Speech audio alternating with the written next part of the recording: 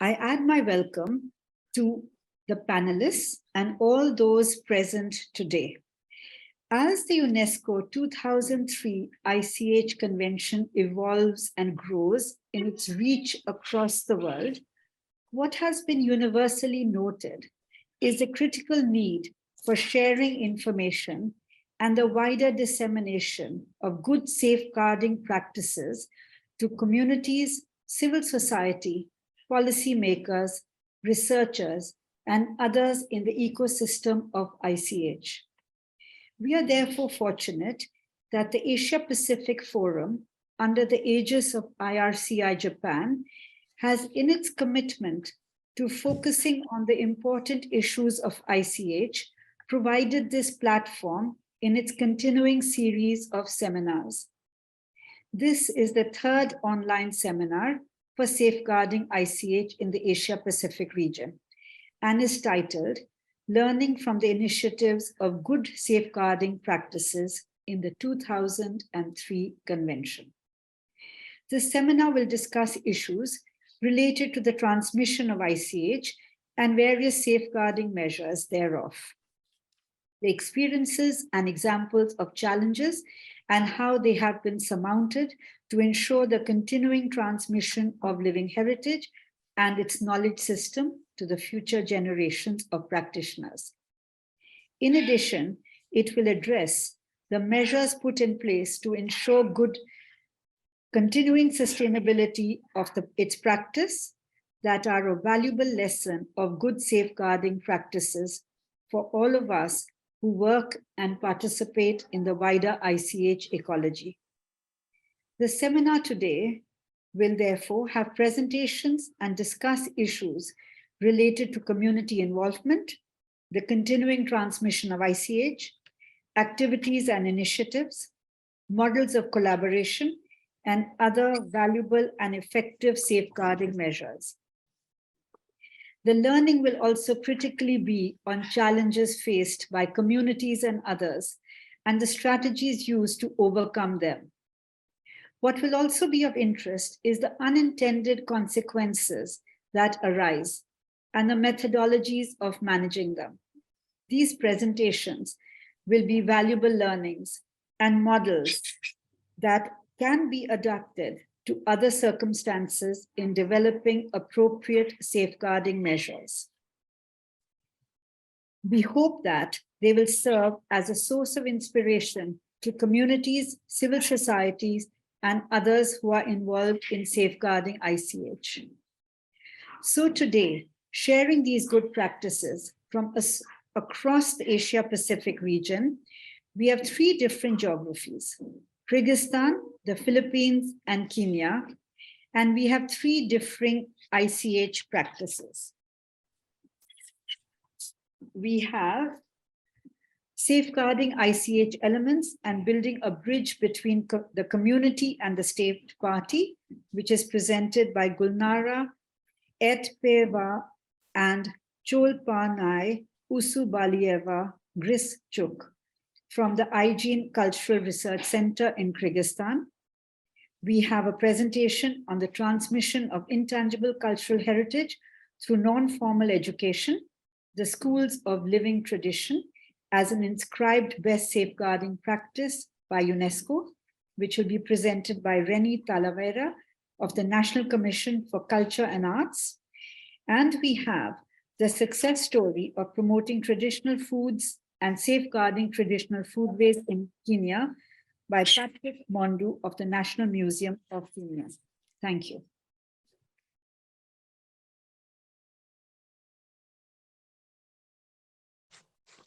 Dear General Director of IRC, Mr. Wataru Imamoto, dear IRC members, dear Ritu Sethi, who is kindly facilitating this meeting, dear participants, we are glad to meet you online on this seminar and are ready to share with our experience. So let me draw your attention on the plan which we prepared for this presentation. We'll be talking about the state of the epic Manas trilogy in 2005, 2010, when main issues and challenges were identified. Then in 2010, 2013, we undertake some activities and measures to meet these issues and challenges. Then in 2009 and 2013, two inscriptions of this element happened from China and Kyrgyzstan. Then we will be talking about post-inscription safeguarding measures and developments, and mention some pros and cons of these safeguarding measures. And a final point, the 10th anniversary, what we have today. I think IRC didn't know that this year in 2023, Kyrgyzstan is having this 10th anniversary, but it happens that our presentations is taking place in this year, and somehow it is devoted to this anniversary. Yeah, Cholponai. Yes, hello everybody. So before, we would like to draw your attention to the main issues and challenges that we have encountered back in 2005 and 2010. So the state of the epic heritage was in a certain condition, because when we looked at it, most of the academic research were focused on the legendary bards and reciters of the 18th, 20th century, which have passed away, and then the research was only based mainly on the archival materials. So there were no documentation of the current or the existing active epic reciters active at that time. So, and the female reciters' position, and it was very saddening because they were marginalized and there was no public recognition and presence. And there was no young generation, the growing young generation of epic reciters, because the traditional master-apprentice system was lost. And the data or the materials on the epic heritage per se were mostly archival materials, the old books. There were no electronic or contemporary versions. So, and the saddest part was that the epic tellers themselves, as the community of ICH bearers, they were mostly the objects of various academic studies, but not the active actors or the subjects of their heritage. So they were not actively involved. And the general public, in terms of general public, there was lost interest and not much awareness. So overall, the state of the epic heritage back in 2005 and 10 were in not a good shape, let's say that. Right, and since these challenges and issues were identified, Aigine Cultural Research Center, together with a few state bodies like the Ministry of Education, the Ministry of Culture, developed certain activities to meet these issues. And first of all, we identified acting epic tellers, and their number is just limited, about 10, 13 at the time. So we built a nationwide network of active epic tellers. Then the 3 years project on digitization, the entire epic trilogy was launched. Also, we paid a key attention on reconstruction, the traditional master apprentice system, because I mean it was a main system which Kyrgyz used to save and to develop their epic heritage. And also the special attention was paid on capacity building of the community of epic tellers, especially on computer literacy, managing social media, international exposure, and others. So the first project that was devoted on them building a digital version of the epic was for 3 years. So we worked together with 14 active manasche, it's the epic reciters of that time. They were from all parts of the country. And what we did was to video documentation of 124 core episodes, which lasted for 7 hours. So by core episodes, we mean the entire trilogy, Manas, Semete, and Sethi. So here you can see our epic reciters of that time. Some of them have passed away, unfortunately, today. So the video documentation have taken place in different parts of the country, especially at sacred sites, because the sacred sites and the epic heritage has a very strong link. As a result, we have produced the 67-hour-long epic recitation in this format, and this was distributed among 1,100 educational institutions throughout the country with the support of the Ministry of Culture. So we were able to bridge the ministry, the schools, and the epic reciters just to keep their heritage alive. So this was the active version, the current version of the epic heritage recited by 14 monasties. So, and if we come to the traditional master apprentice system, so we did it for 2 years, and we traveled across the country to select 14 young reciters that were like just regular school students, and in the middle school and in high school. And we worked with 6 epic reciters, the active ones, who actually done the selection process. And as a result, today we have 5 full-fledged and grown bards that are leading different organizations. So during the 2 years, they have had different meetings, about 4 in a year, where they could meet with the epic reciters and share their spiritual knowledge, epical knowledge, and just to get to spend time with them. It's of course not ideally traditionally, when traditionally the students could live with the epic reciters for as long as they needed and learn the epic heritage. But we tried to do our best, and as a result, today the young man with the microphone is one of our graduates of school. He is now the head of the Manas Theater, a very active young representative of the young generation. And here's another one.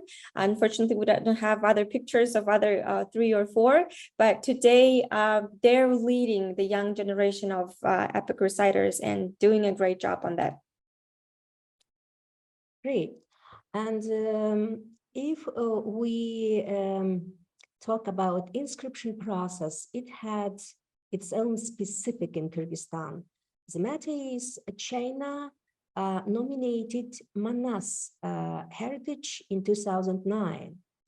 Keeping the spirit of the convention 2003, China invited Kyrgyzstan to make a joint nomination.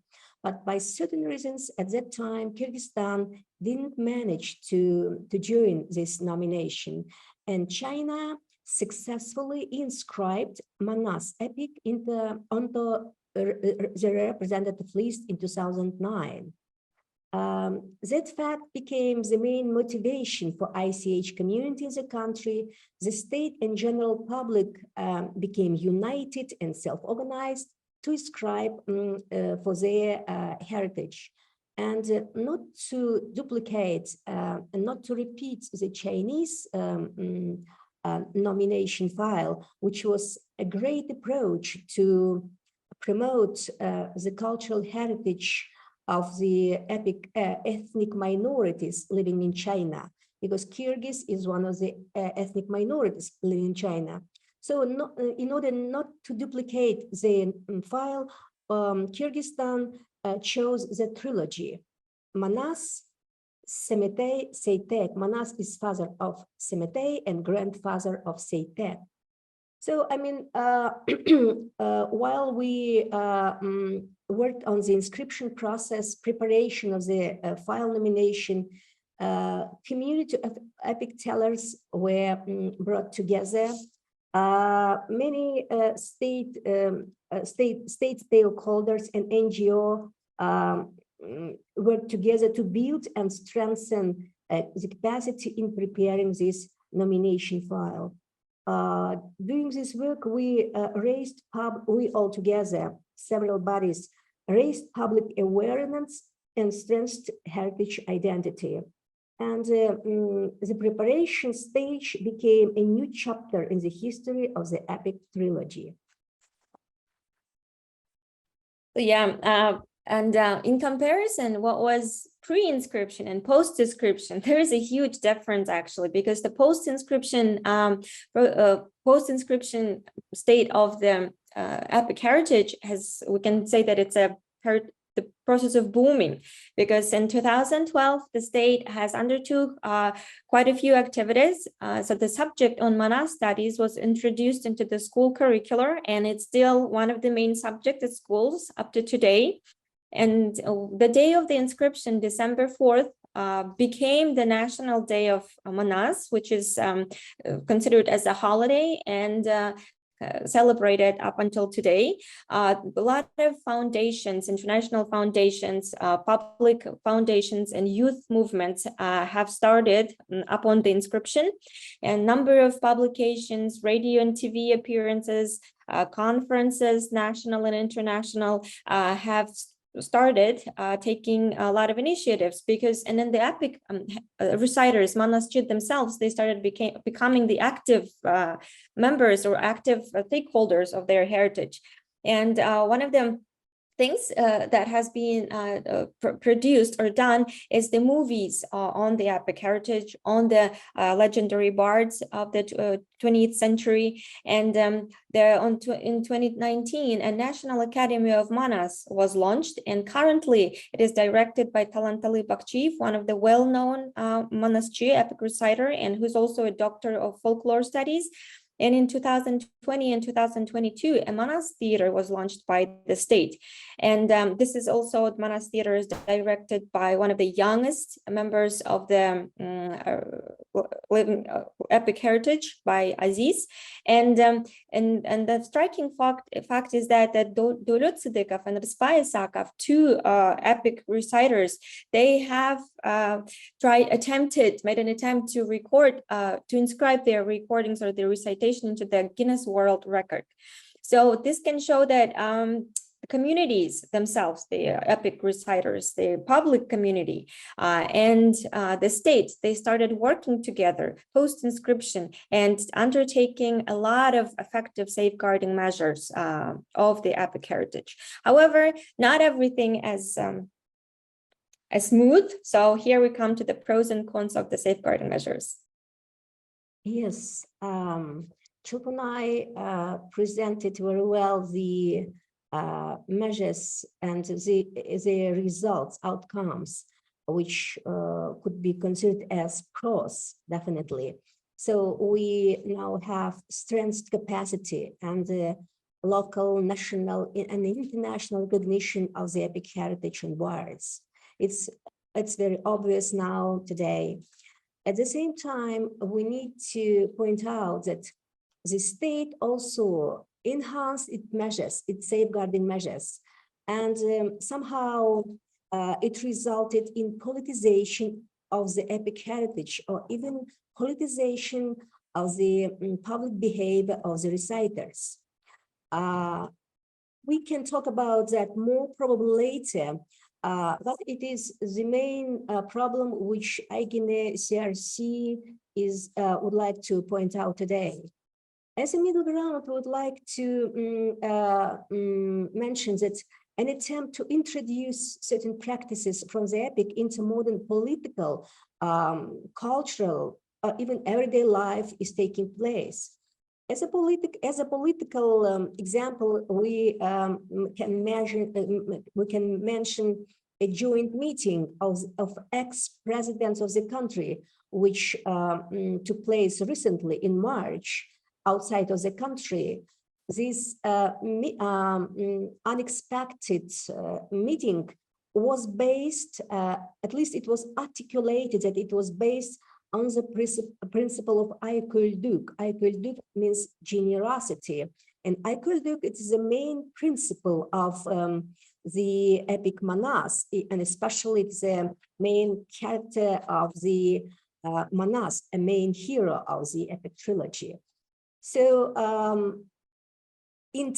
after 10 years of the inscription, only after 10 years of the inscription, we can see some unexpected results of enhanced safeguarding measures. And So, also, yeah, go ahead. Okay, so what we have today is, as you can see, a very strong community of epic tellers and who have a strong public influence, not only on the social media, but also among the general public, because they are respected, they're valued, and the number of academic and non-academic research have grown. The publications are numerous now, not only in the written form, but also the electronic versions as well. And there is a strong network of more than 25,000 school students participating in the Manas Studies school competition. And the recognition of female chanters, of course, the female chanters are not as recognized as the male reciters. However, they are recognized by the public, which is a great step forward, and not only of the Kyrgyz ethnic origin, but also of other ethnicities as well. So yeah, the number of publications have grown. Now, each of the current, I think, epic reciters have their own publications. There are a lot of TV series or the YouTube series, small short series for children on the epic heritage, and like full-fledged movies as well. Great. Thank you for your attention. I and Cholponai closely participated in the process of preparation, the nomination, in the inscription process, and have been observing and researching post-inscription tendencies and ideas and phenomena taking place in our society. We try to share with this experience with you. And I would like to thank once again IRC for this invitation and all of you for participation in this seminar.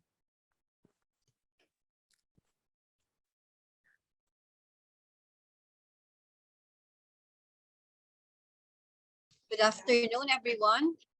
On behalf of the National Commission for Culture and the Arts, or NCCA, I would like to thank IRCI for this opportunity to share the Philippines' Intangible Cultural Heritage, or ICH, safeguarding efforts, particularly the country's flagship program, the Schools of Living Traditions, or the SLT. I congratulate the organizers, especially DG Wataru Iwamoto, for this laudable event.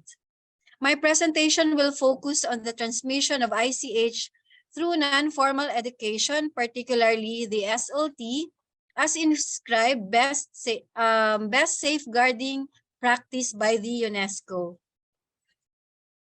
As a state party to the 2003 Convention for the Safeguarding of ICH, the Philippines, having a diverse range of ethno-linguistic groups, is among the pioneering signatory states. However, it was only recently that the country took robust measures to act upon the goals and mandates of the convention. Admittedly, there has been a palpable predisposition towards tangible heritage.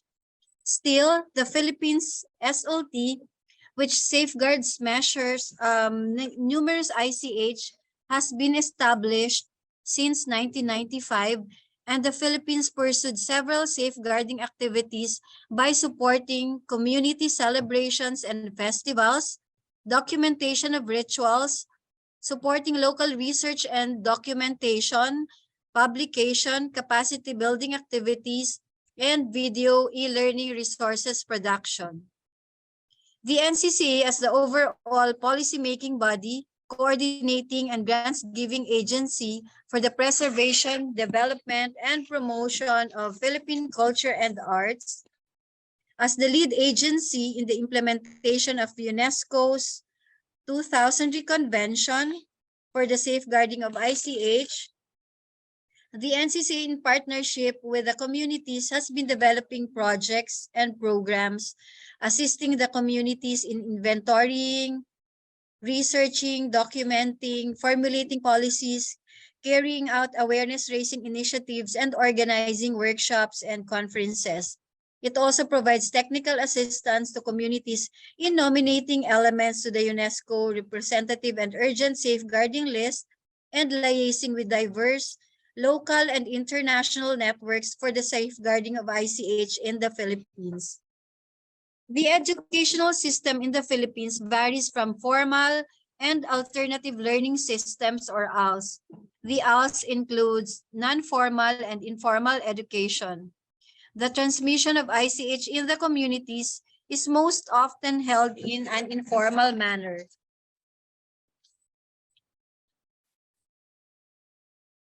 As NCC's flagship program, the SLT, considered as community centers of learning, is a 5-year community development initiative that is geared towards the safeguarding of traditional culture and practices through the transfer of indigenous knowledge and skills to the next generation by the cultural masters in the community.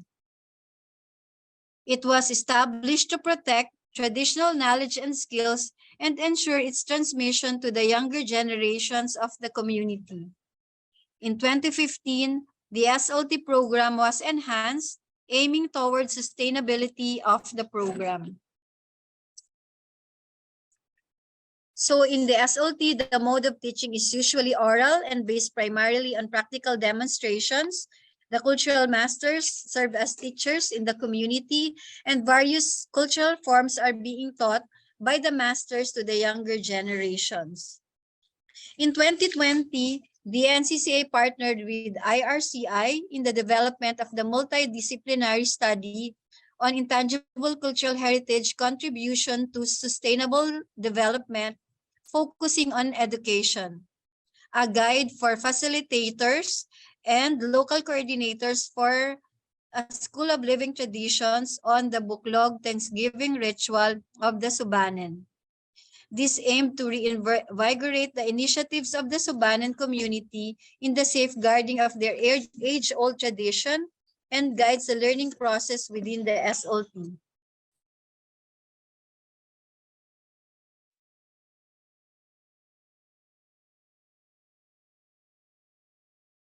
Today, the SLTs are developing their learning guides for publications for the 29 SLTs.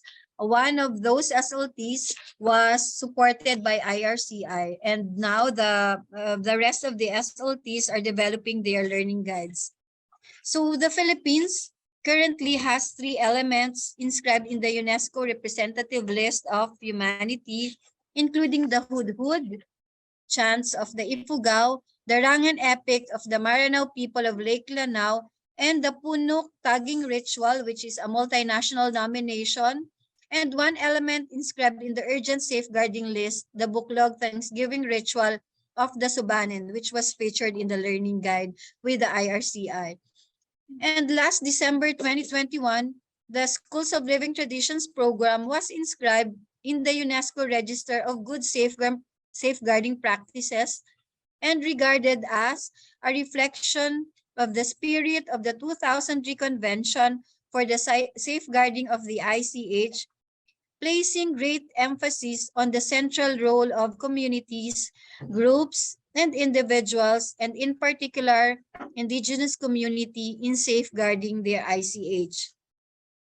The SLTs strongly promote the purposes, principles, and objectives of the 2003 Convention through the following. First, the transmission of indigenous knowledge, skills, and values of community cultural masters and bearers is conducted through non-formal classes that are usually oral and based on practical demonstrations.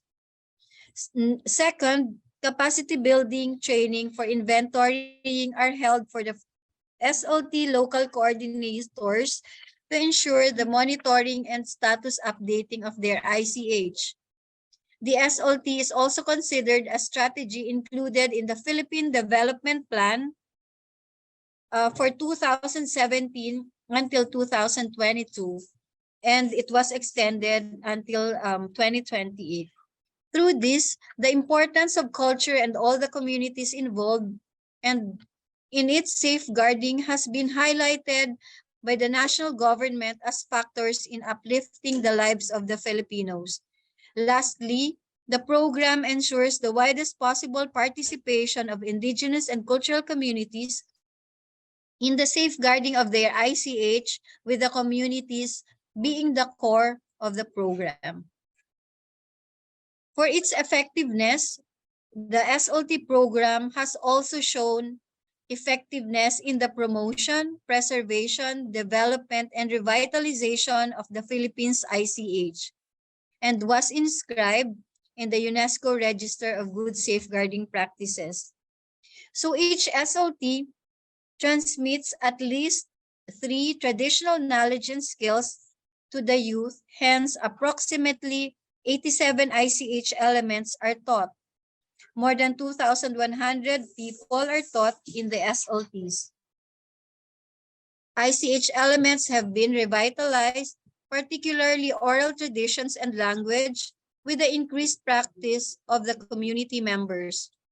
The local community have also shown strong support for the sustainability of the SLTs, and these SLTs also participate in local, national, and international fairs, exhibits, and festivals to raise awareness of their ICH. And now, satellite SLTs have also been established to ensure a wider reach for the cultural communities involved. So for regional, sub-regional, and international model, the essential and most highlighted component of the SLT is its community-managed teaching and learning process. Community members serve as the main knowledge holders and practitioners in SLTs, encouraging their participation and involvement. The implementation of the program and the establishment of the SLT centers themselves are guided by the concerned community's customary laws. As a model for developing countries, the SLT program is relevant for developing countries because those countries, particularly with indigenous communities dispersed throughout their territories, can make use of this program. The SLT respond to the needs of developing countries to safeguard, promote, and support ICH at the grassroots level with the full participation of indigenous peoples and communities and individuals concerned. However, there are challenges that we have to face, and through these non-formal community centers of learning, the SLTs are actively safeguarding various ICH. However, despite the importance of the program, the indigenous cultural communities who serve as lead implementers of the SLT still remain as one of the vulnerable sectors in the country, particularly in times of emergencies or state calamities. In 2019, the SLTs were first introduced to the concept of ICH in emergencies. One of the measures being implemented by the country to safeguard ICH in the SLTs is the Philippine ICH inventory and capacity building of the SLT local coordinating team and cultural masters alongside the local government units and other key stakeholders on ICH disaster risk reduction, such as DRR concepts on threats or hazards and their impacts on the ICH elements. Through the SLTs, the inventory of their art forms is updated continuously to serve as a reference for the monitoring of their ICH status and the appropriate safeguarding measures to be undertaken. In conclusion, I would say that the tangibility of the schools of living traditions is able to fully support the intangible cultural heritage safeguarding needs of its community. It is able to provide a home for the transmission of values and worldview to the next generation through the cultural masters and elders, sharing and making their history while protecting their language and weaving their indigenous knowledge. Thank you very much for your attention.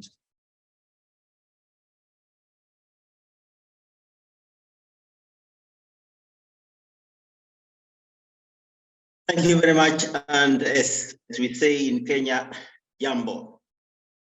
That's our greetings here. I'm going to present to you the success story of promoting traditional foods in Kenya, and also safeguarding traditional foodways initiatives in the country. In December 2021, the Intergovernmental Committee on Safeguarding of the Intangible Cultural Heritage selected the success story of promoting traditional foods and safeguarding traditional foodways as an activity that presents or represents the principles and objectives of the convention. And as you can see, this is the certificate signed by the Director General. Let me.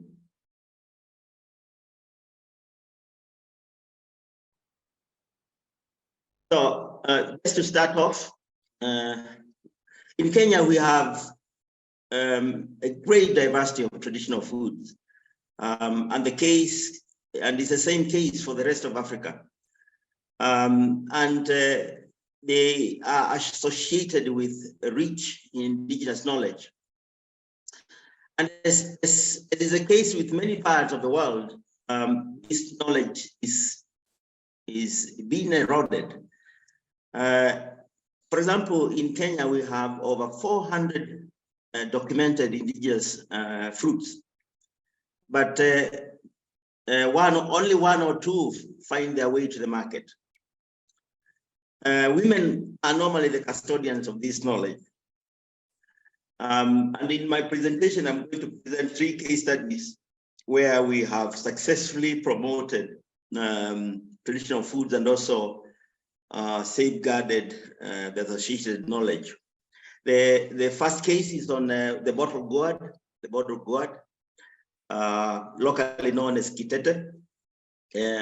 And the second case is about the promotion of African leafy vegetables in the country, which were neglected, but now they are now found in the market. And the third way, the third case is about the involvement of the youth in the documentation of foodways in schools. So case study number 1, documentation of indigenous knowledge and practices associated with the bottle gourd. This was done by a group of women known as Chanika Adult Women's Group in the eastern part of Kenya. You can see the county is known as Kitui. The bottle gourd is a very ancient crop, probably one of the most ancient crops in the world. It's got many varieties, as you can see here. Some are edible, but the majority of the varieties are used as containers, and they vary in shapes, and also in the coat, the cover. Some are they have lumps, and others are smooth. This is a group of women who went out to document the knowledge associated with the bottle gourd, the entire knowledge, riddles, songs, taboos, how to cultivate, and so on and so forth. And why did they do this? Because they thought their container was being endangered by the introduction of plastic containers. They went into training. The old knowledgeable women trained young women. They collected seeds, shared the varieties, and then they also learned how to stitch broken ones, how to decorate them, and finally they built a museum of gourds. We'll see that later. They also learned how to record the stories, and also to take photos, take videos. All that has been stored, all that information has been stored in the museum in Kitui. So right now, as we talk, there are more land races or varieties in the county. And the women are earning income from sale of goods. When they decorate, they sell in big cities like Nairobi, and that's earning them income. This is the museum, as you can see here, with many, many varieties of the bottled gourd. And in here we have the recorded tapes, of course now converted into modern ways of storage. And they also have a 700-page document of all the stories that have been written. The second case is on African leafy vegetable promotion in the country. Initially, the local vegetables had been neglected, not found in the markets. People preferred only 3 exotic vegetables, and that's what you could find in local stores in cities. Yet we have documented over 210 traditional vegetables in the country. Of course, the majority of them are wild. As you can see, almost 91% of them are found in the wild. These are vegetables that can be cultivated. They are very nutritious. As you can see, cabbage compared with amaranth. Amaranth is purple, cabbage is green.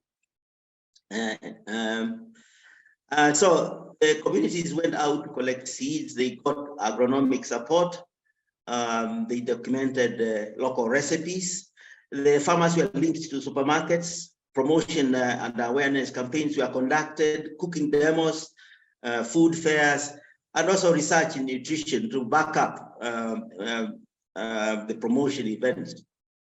These are some of the promotion events in the streets of Nairobi. These are some of the research students carrying out research on traditional vegetables, promotion, nutritional education, and cooking demos. And over the time, over the period, within the period of 3 years, attitudes, the negative attitudes towards traditional vegetables has changed. These vegetables were now available in supermarkets, and we also saw universities now incorporating traditional vegetables in their training curriculum. Now, the streets of Nairobi, after the promotion, looked like this. Women selling traditional vegetables without any fear, because initially they were associated with poverty.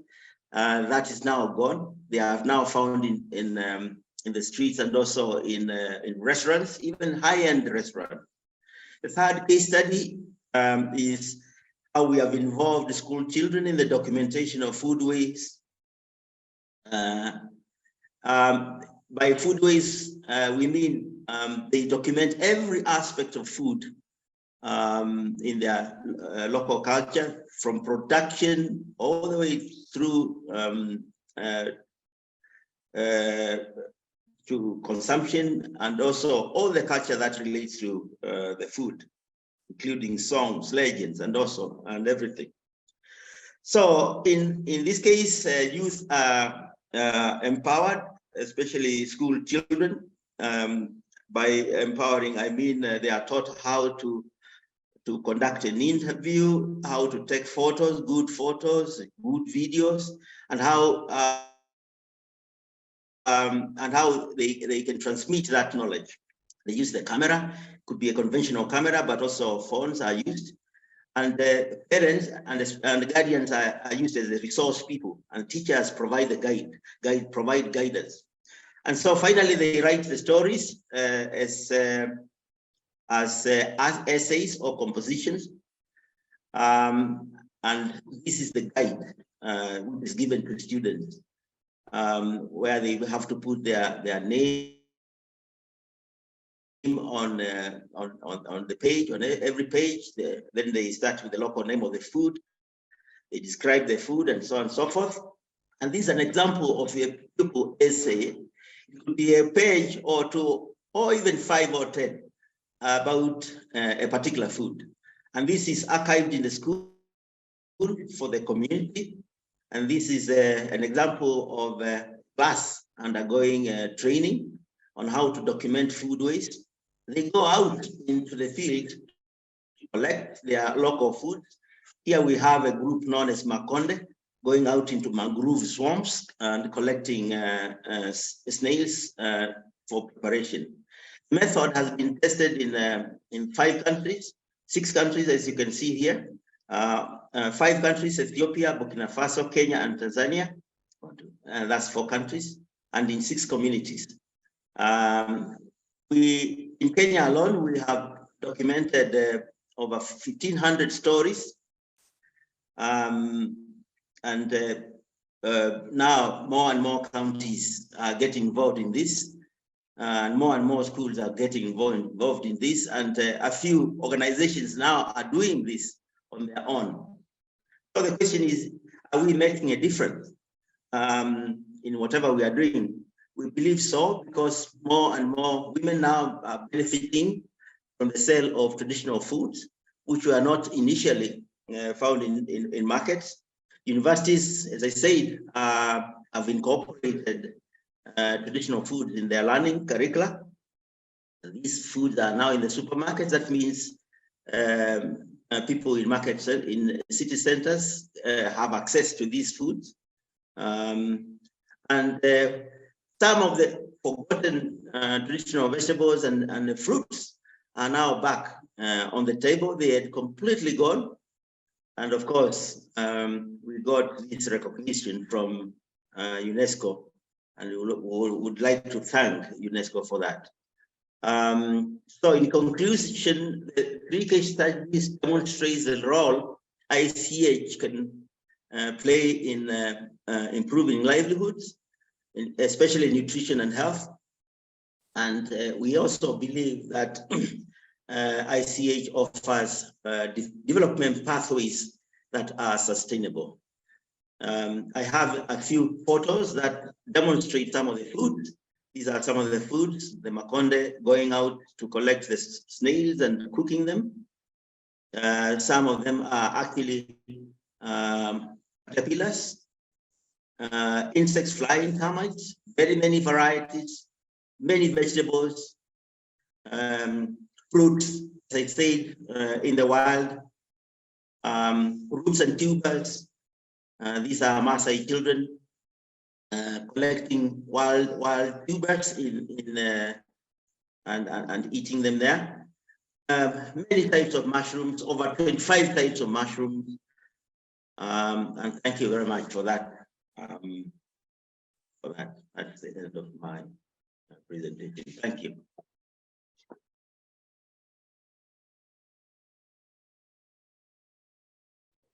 Thank you. I first want to say a huge thank you to all the panelists. And I also want to say how impressive the presentations were. You know, when presentations are made, and they're made in a brief period of time, it makes the work appear so simple. But as a person who works in the field, I know how difficult each process is. There are many issues involved with communities, with building trust, with taking the steps forward.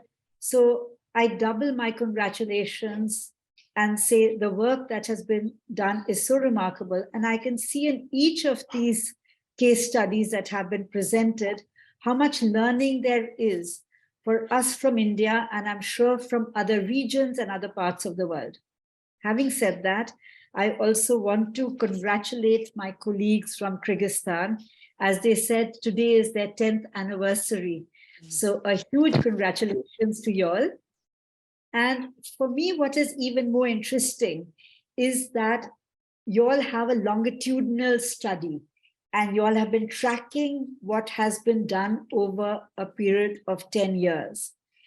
And before I open the floor to questions and before I ask a few questions, I want to say it would be wonderful if each of the panelists feel very free to ask each other questions, because we can all learn from each other in this brief time that has been made available to us. So I'm going to pose my first question to Miss Renee from the Philippines, that all our countries have our knowledge of intangible cultural heritage has so largely been passed on non-formally through oral instruction. So what you all have set up is very impressive. In what way can your methodology be passed to countries and traditions like ours, where our big problem is the young not being interested and the break in transmission that is happening? So can you give us some learnings in this area that were not part of your presentation, but on the ground that we can learn from? So. Thank you, Dr. Sethi. That's a very timely question, because it's a challenge to get the interest of the younger generation. So for that, the NCCA with the Schools of Living Traditions are slowly introducing the use of electronic devices, like the use of cell phones in documenting their intangible cultural heritage. We were able to conduct activities for capacity building of the youth on how they can document the ICH in their SLTs. We are also conducting documentation or e-learning resources, which can be accessed during the pandemic because they cannot go to the Schools of Living Traditions. So instead of the practical demonstrations by the masters themselves, the students can access by using the online resources. And now the use of Facebook, we're also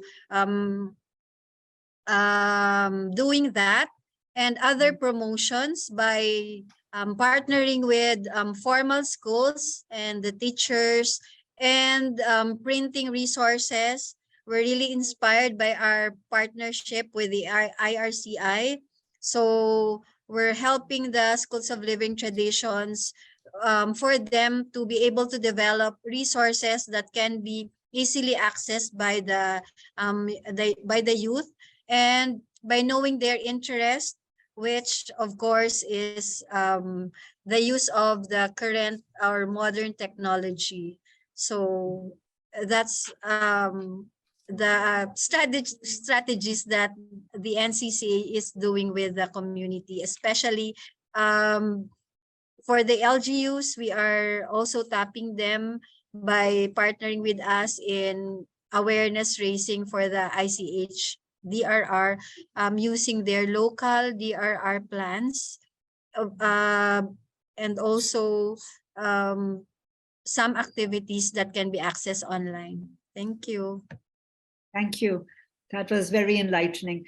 My next question is to Mr. Maundu, because we too in India, and I see when I travel across South Asia and other parts of the world, that in the markets that urban people access, we are becoming more and more a mono food culture, because while we grew up eating so many different varieties that were grown, with urbanization and with access to what is available in our local markets, we find that our food habits are getting restricted to what is available in the distribution chain. And with our busy lifestyles, it's very hard to get what we would actually like to eat. So the project is so impressive because there is so much that is vanishing without documentation. So my question to you is, how did the project come about, and what were the steps that you took to convince those in the supply chain to include your products, to bring them to urban markets? Because you showed us pictures of very upmarket supermarkets which were now selling traditional food. So if you could just elaborate a bit on that. Thank you. Thank you for that question. I think that worked very well when we showed the health benefits from local and traditional foods to consumers. when they got that, I think that triggered acceptance immediately. That I think that was the number one factor that helped us surmount the problems. And then the other thing, of course, was to work very closely with the farmers to show them that it's possible to grow these things, which often grow in the wild. It was possible to grow if they could collect seeds. And they started collecting seeds from the wild and cultivating these vegetables.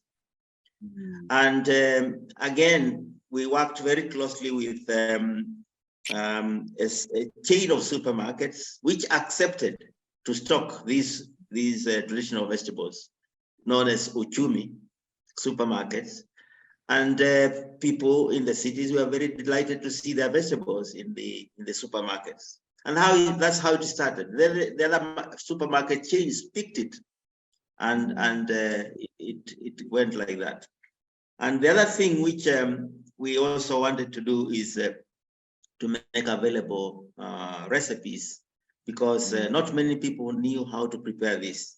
So we made documentaries, we made recipe books, and we distributed them all over. And I think that that's what we also had food fairs, of course, along. Thanks. Yeah, very interesting to see what are the elements you put in to link the chain and really go back to from seed to mouth. So a great case study. My next question is to my colleagues from Kyrgyzstan. Given that these 10 years have passed, this is a difficult question. How would you have done things differently? Because for me, your case study is of such learning, because as you said yourself, there were unintended consequences. There are always objectives that one lays down and planned outcomes, but you have also faced the unintended consequences. So if you knew about the unintended consequences, would you all have done things differently? And how did you face these challenges as you went along? Thank you, Ruthie, for this a challenging question, right? Kyrgyz has a proverb that white and black go together all time, that it's impossible sometimes to divide up these colors, not colors, but phenomena which are behind of these colors. Politicization and using the epic manas in nation building, in some very political processes, started before probably the preparation for this inscription. But we were thinking during the preparation that it was used at the very beginning, because the state ideologists or political technologists didn't have another tools, but it was just a short period. And then the epic mostly was not forgotten, but marginalized. And when we started our activities, we thought it would be a cultural phenomenon. It will be just a cultural heritage promoted.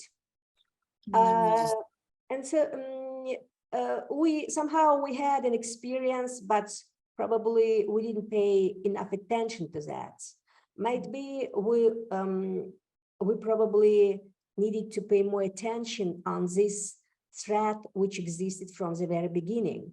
On one hand, on the other hand, since we worked very closely with the epic tellers during these years, we paid attention that they are human beings also. There was an attempt in the society to make them ideal, to make them heroes, like the manas used to be. And the epic tellers they didn't accept these expectations. They didn't like this kind of, hope which the society of the community tried to put on their shoulders. So, when we deal with with a life heritage, and when we have a life practitioners and bearers, we all time have to be ready to some unintended or unexpected results, just because we are human beings. And if we would like to keep a heritage alive, we need to be ready for different types of human behavior in the field of on the cultural heritage. And coming back to your point, would we do something different? It's probably the most difficult point of your question. I'm not sure that we could do something different, because we try to be as ethical as it was possible. We try to foresee some problems. We talked about folk ethics with the monastiers, young ones and experienced ones. But now, having the young monastiers very active in the public field, we should recognize that we could not impact their human, characters.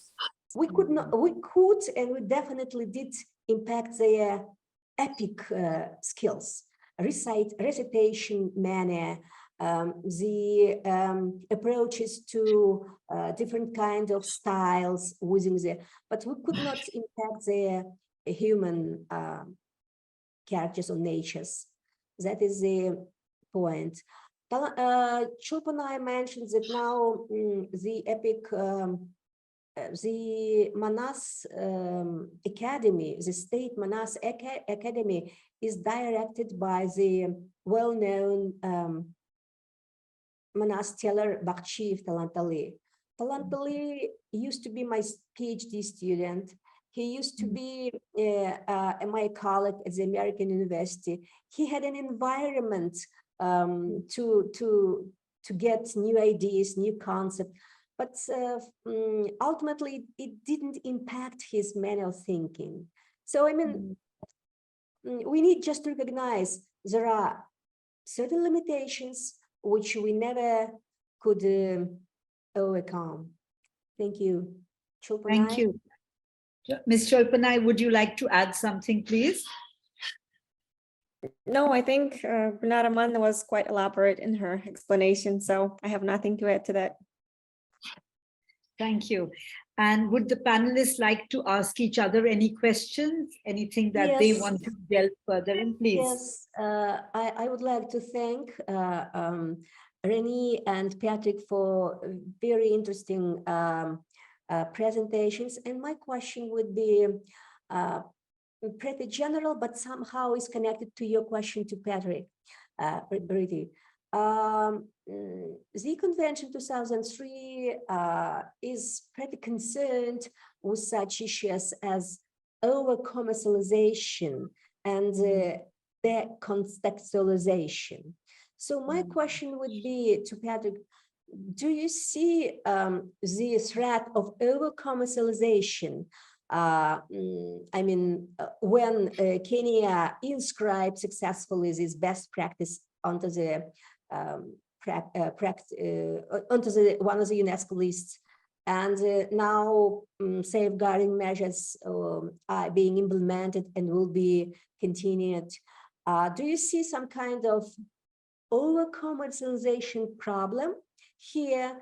And also my question to the colleague from Philippines, do you see, he also presented a very interesting case, do you see some issues of decontextualization of ICH in your country? Thank you.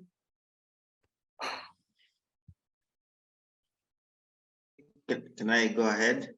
Yes, please. Okay, thanks.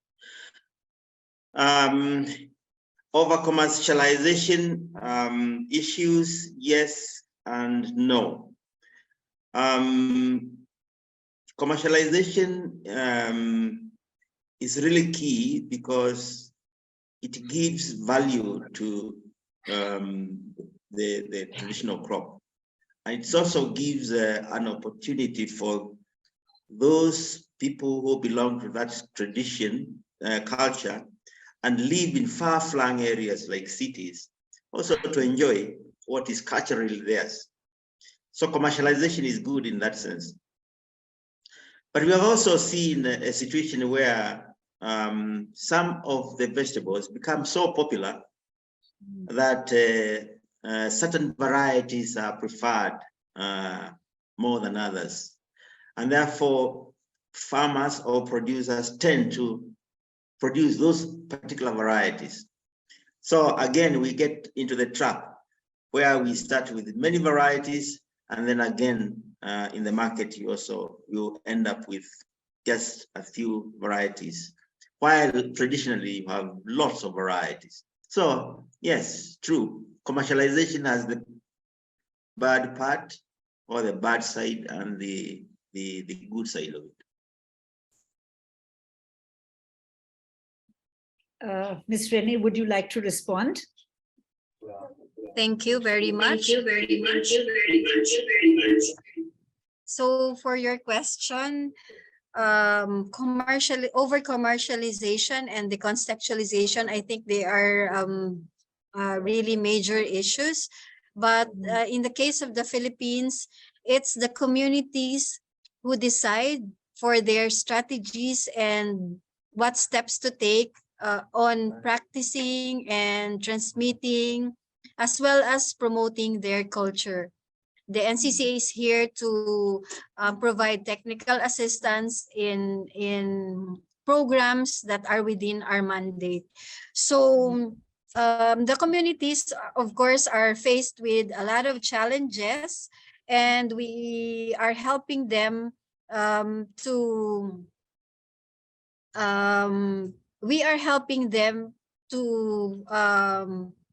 protect or safeguard their culture, but it's them who decides if they are ready. For example, about over commercialization, of course, the communities would have to respond to other challenges like appropriation and other issues. So what we can do is to give them the assistance that they need, like awareness on the laws and other rights that some of the communities may not know that they have these rights, especially the consent in giving information. We adhere to the Indigenous Peoples' Rights Act, the free prior informed consent, so that they can protect themselves, their rights, and what they can or others, outsiders, may do or in appropriating their culture. So I think those two big issues are already covered, but since we have the law, we are really careful in these two big issues.